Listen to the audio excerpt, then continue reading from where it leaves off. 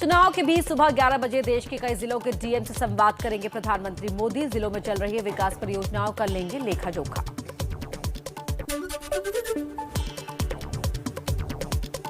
पांच राज्यों में विधानसभा चुनाव को लेकर चुनाव आयोग की आज समीक्षा बैठक। रैलियों और रोड शो पर लगी रोक को लेकर होगा फैसला।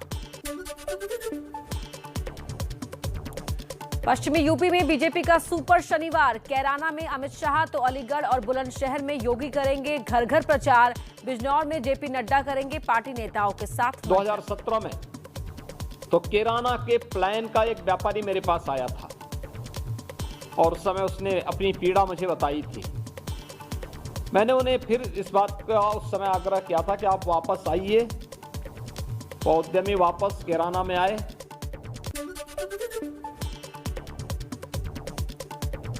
यूपी के सीएम योगी, डिप्टी सीएम केशव प्रसाद मौर्य, प्रदेश अध्यक्ष स्वतंत्र देव सिंह और अनुराग ठाकुर सुबह 9:30 बजे बीजेपी के चुनाव प्रचार रथों को दिखाएंगे हरी झंडी। समाजवादी पार्टी के अध्यक्ष अखिलेश यादव दोपहर 1 बजे लखनऊ में करेंगे प्रेस कॉन्फ्रेंस। क्या करेंगे, कोई नया चुनावी वादा? यूपी में दम लगाने में जुटे एआईएमआईएम प्रमुख असदुद्दीन ओवैसी लखनऊ में आज दोपहर 2 बजे करेंगे प्रेस कॉन्फ्रेंस। यूपी में 7 चुनाव लड़ने को लेकर बीजेपी जेडीयू में नहीं बनी बात। जेडीयू आज अपने उम्मीदवारों का कर सकती है ऐलान। पंजाब में अकाली दल दोपहर 12 बजे करेगी बड़ा खुलासा। विक्रम मजीठिया ने ट्वीट कर दी जानकारी। लिखा, सीएम चन्नी के करोड़ों के घोटाले का करेंगे पर्दाफाश। जम्मू कश्मीर के 20 जिलों के लिए आज जारी होगा जिला सुशासन सूचकांक। केंद्रीय गृह मंत्री अमित शाह वीडियो कॉन्फ्रेंसिंग के जरिए दोपहर 1 बजे करेंगे प्रेस खुलासा। दिल्ली का लाल किला आज से 26 जनवरी तक आम लोगों के लिए रहेगा बंद। गणतंत्र दिवस को लेकर प्रशासन का ऐलान। यूपी के लिए बीजेपी की दूसरी लिस्ट जारी। 85 उम्मीदवारों में बाहर से आए रामवीर उपाध्याय, नितिन अग्रवाल, अदिति सिंह, असीम अरुण, हरिओम यादव समेत कई नेताओं को टिकट। यूपी चुनाव में कैराना पलायन के मुद्दे को बीजेपी ने फिर उछाला। सीएम योगी ने कहा, कैराना के लोगों में पहले की सरकारों में भय था। बहुत सारे परिवार पश्चिमी उत्तर प्रदेश में ऐसे थे, एनसीआर रीजन में ऐसे थे जिन्हें अपनी बेटियों को असुरक्षा के माहौल में दूर अपने रिश्तेदार के यहाँ या हॉस्टल में उन बेटियों को भेजना पड़ा था।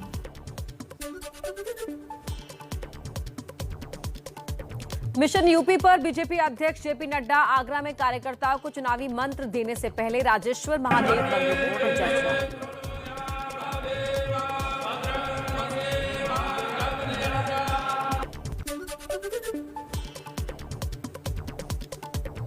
यूपी के युवाओं के लिए कांग्रेस का घोषणा पत्र जारी। 20 लाख सरकारी नौकरियों के अलावा खाली पड़े 1.5 लाख शिक्षकों के पद भरने का किया वादा। हम 20 लाख रोजगार दिलवाएंगे, जिसमें से 8 लाख रोजगार जो आरक्षण के प्रावधान है उनके तहत ही महिलाओं को भी मिलेंगे। यूपी में प्रियंका के चुनाव लड़ने पर सस्पेंस बरकरार, लेकिन मुख्यमंत्री पद के उम्मीदवार के सवाल पर प्रियंका इशारों में बोली, क्या आपको कोई और चेहरा दिख रहा है? आपको किसी और का चेहरा दिख रहा है? जी में कांग्रेस पार्टी की तरफ से जी, तो फिर तो आप ही चेहरा है मतलब? अब दिख तो रहा है ना सब जगह मेरा चेहरा।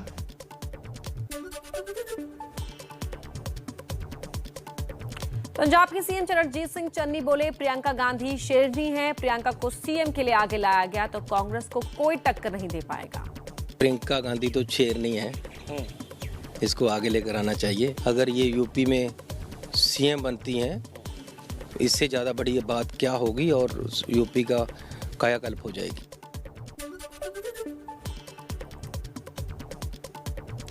मौलाना तौकीर रजा के विवादित बयानों पर प्रियंका गांधी बोली, वो क्या बोलते हैं इससे उसका कोई मतलब नहीं, हमसे उसका कोई मतलब नहीं। तौकीर रजा ने कांग्रेस का यूपी में किया है समर्थन। दे दिया तो वो कांग्रेस पार्टी में तो है नहीं, अब वो जो मर्जी वो बयान देना चाहे वो देंगे, उसकी हम जिम्मेदारी हम नहीं ले सकते।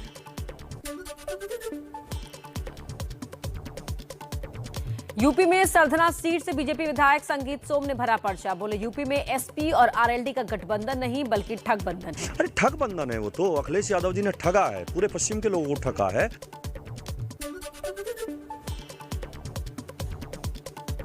यूपी की मांड सीट के बाद बिजनौर सदर में भी एसपी और आरएलडी आमने सामने। आरएलडी उम्मीदवार नीरज चौधरी के खिलाफ उतरे एसपी के रमेश तोमर। पार्टी का सिंबल लेकर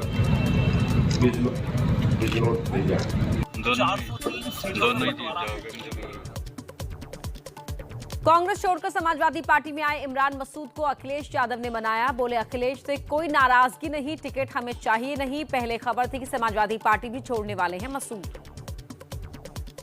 नहीं, मैं नाराज था ही नहीं। ये पता नहीं कहां से चर्चाएं शुरू हुई कि मैं नाराज हूं।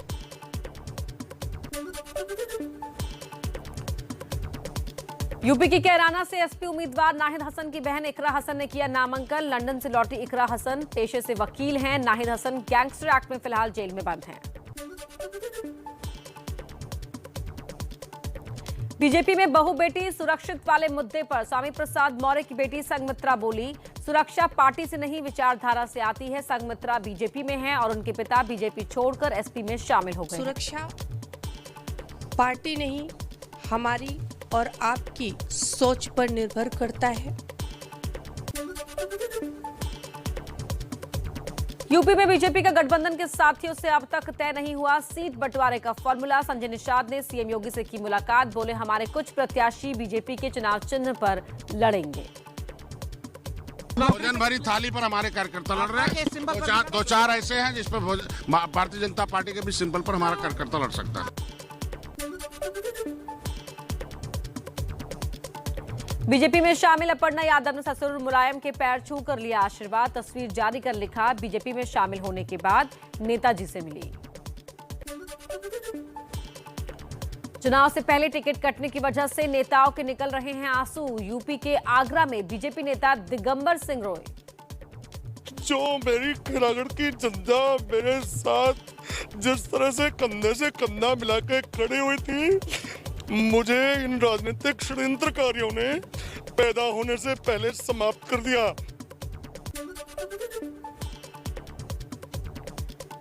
यूपी के बाहुबली पूर्व विधायक गुड्डू पंडित ने फिर छोड़ी समाजवादी पार्टी। टिकट ना मिलने से नाराज, अब बुलंदशहर की डिबाई सीट पर शिवसेना से लड़ेंगे चुनाव। लखनऊ में समाजवादी पार्टी ने चुनाव आयोग से बीजेपी की शिकायत की। कहा बीजेपी चुनाव आचार संहिता का कर रही है उल्लंघन। चलिए आगे बढ़ते हैं, कुछ और सियासी खबरें पहुंचाएं तेज रफ्तार में। पंजाब में कांग्रेस के सीएम पर चरणजीत सिंह चन्नी बोले, अगर पार्टी सिद्धू को मुख्यमंत्री का चेहरा बनाती तो मैं समर्थन करूंगा। जो पार्टी करेगी हम वैसे ही चलेंगे। अगर सिद्धू को चेहरा देंगे तो मैं सिद्धू के साथ हूं। पंजाब के मुख्यमंत्री चरणजीत सिंह चन्नी 2 सीट से लड़ सकते हैं चुनाव। चमकौर साहिब के अलावा मालवा इलाके की चमकौर साहिब सीट से खड़े होने की उम्मीद। अरविंद केजरीवाल पर मानहानि का केस कर सकते हैं चन्नी। ईडी के छापों को लेकर चन्नी पर हमला कर रहे हैं केजरीवाल। चन्नी ने कहा पार्टी से मानहानि का केस करने की इजाजत मांगी है। इन्होंने पहला कई बार लाइन पार करी है और कई बार ये माफी मांग के भज चुके हैं। पैसे किसे तो मिले, रेडा किसे दे होईयां, मेरी फोटो दे नाल ਚੱਕ के पैसों की फोटो पा के मन्नू बेईमान दस रहा। बीजेपी ने पंजाब के लिए 34 उम्मीदवारों की लिस्ट जारी की। किसान परिवार के 12 लोगों को दिया गया है टिकट। पंजाब में बीजेपी ने एक और उम्मीदवार की घोषणा की। अश्विनी शर्मा को पठानकोट से दिया टिकट। पंजाब में आपने बची हुई 4 सीटों पर भी उम्मीदवारों का ऐलान किया। पंजाब में आपके सभी 117 सीटों पर प्रत्याशी घोषित किए गए।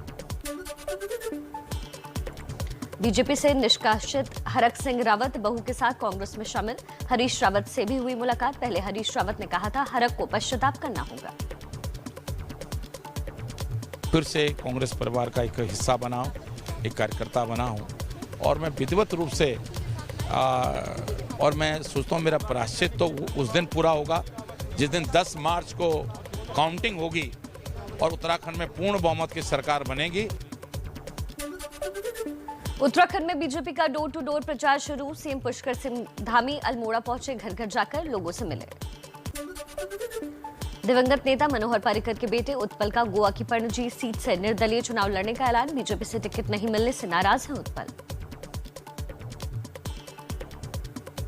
I like to announce that I will be contesting as an independent candidate from Panji constituency.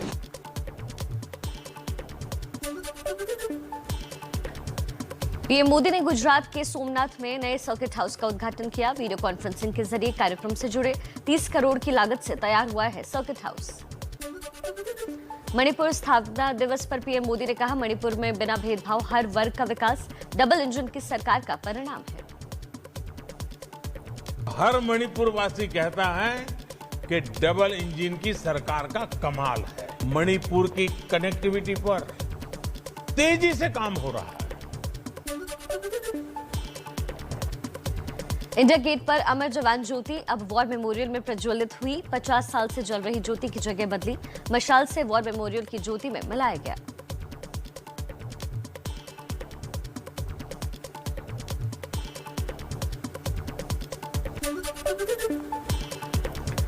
India gate पर लगेगी सुभाष चंद्र बोस की मूर्ति। प्रधानमंत्री मोदी ने ट्वीट कर दी जानकारी। 23 जनवरी को सुभाष चंद्र बोस की 125वीं जयंती पर होलोग्राम प्रतिमा का अनावरण होगा, बाद में लगेगी भव्य मूर्ति। इंडिया गेट पर जिस खाली पड़ी एक छतरी में नेताजी बोस की प्रतिमा लगाई जाएगी, उसमें पहले किंग जॉर्ज वी की मूर्ति लगी थी, जिसे 1988 में हटा दिया गया। तब से खाली थी ये छतरी। दिल्ली में अमर जवान ज्योति को नेशनल वॉर मेमोरियल में मिलाने को लेकर हुआ विवाद। कांग्रेस के सवाल उठाने पर सरकार का वार। कहा, जिन लोगों ने 7 दशकों तक राष्ट्रीय युद्ध स्मारक नहीं बनाया, वो कर रहे हैं हंगामा। ये राष्ट्रीय त्रासदी है, ये गलत है, ये इतिहास को मिटाने की कोशिश है। इतिहास मिटाने का खेल जो शुरू है वो ठीक नहीं। कोरोना की वजह से गणतंत्र दिवस की परेड का रूट इस साल भी छोटा होगा। विजय चौक से शुरू होकर इंडिया गेट के नेशनल स्टेडियम के पास खत्म होगी। इस बार सिर्फ 8000 दर्शक होंगे। दिल्ली में केजरीवाल की पार्टी ने बीजेपी प्रदेश अध्यक्ष आदेश गुप्ता के खिलाफ किया प्रदर्शन। एमसीडी की जमीन पर बीजेपी का दफ्तर बनाने का आरोप लगाया। आदेश गुप्ता चोर है, चोर है, चोर है। बीजेपी मुर्दाबाद। एमपी में सीएम शिवराज सिंह चौहान के आवास के बाहर दिग्विजय सिंह और कमलनाथ ने दिया धरना। किसानों की समस्या पर चर्चा के लिए मांगा था, वक्त नहीं मिला तो धरना दिया।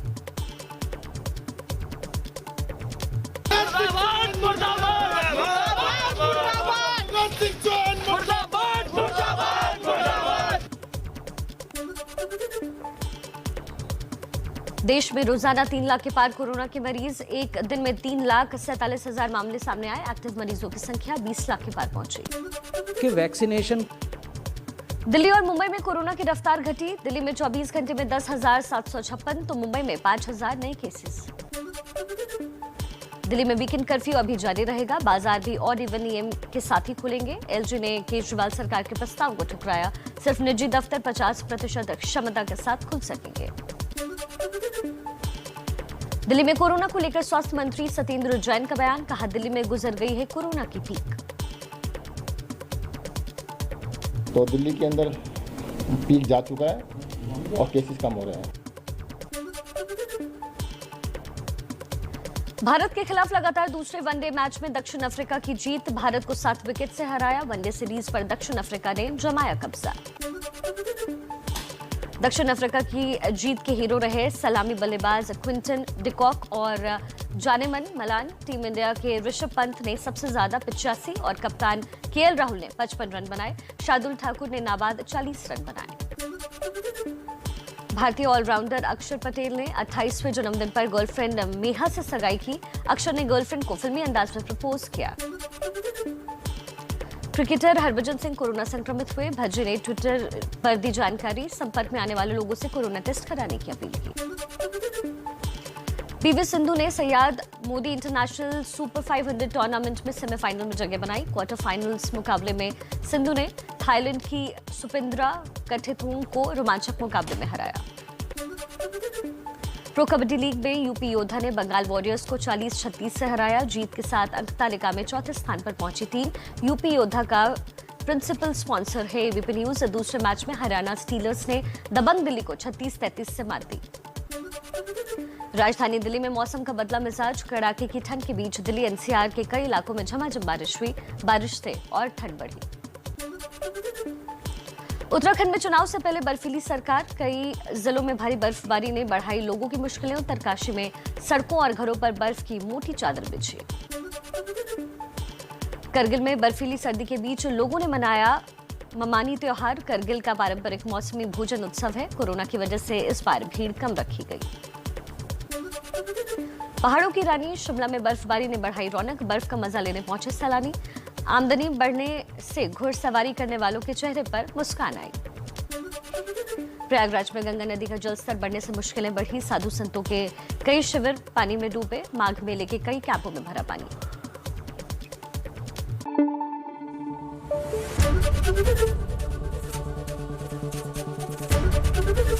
एबीपी न्यूज आपको रखे आगे।